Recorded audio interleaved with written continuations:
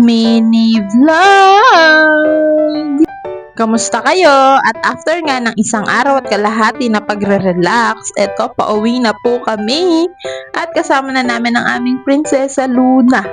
Wala pang isang oras, tulog na ang anak ko. Pero nagising din siya.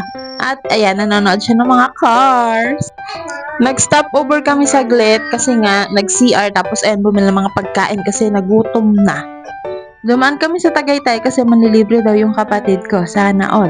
Bakit ba pagpupuntang Tagaytay, lagi na lang tayo nakabulalo, no? Or palaging bulalo yung hinahanap natin. Tapos eto, nandito kami sa Bulalo Capital, sa Tagaytay. And first time namin pupunta dito. Dito yung maraming robot, tsaka mga magandang view. Ang ganda ng view dito kaya for the picture ang person. At naggala kami ni Ellie kasi syempre ngayon lang kami nakalabas ulit.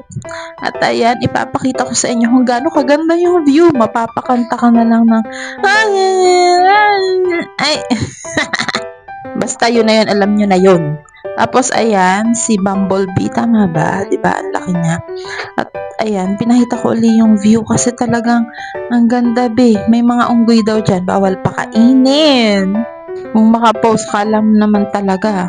At ayan, habang nagagala kami, tinawag kami ng kapatid ko. Sabi niya, okay na. Expected namin matagal yung service kasi nga a la carte. Pero ang bilis niya lang be. At ayan, sinusulit ko na dahil magda-diet na ako mga mare. Magda-diet, totoo ba yan?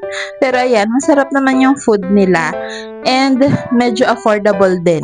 6 persons kami tapos 2K plus yung bill. May take out pa. Hindi namin naubos. Malalaki din ang serving kaya may take out pa. At ayan, nagpicture kami dun sa Japan. So hanggang dito na lang. Paalam!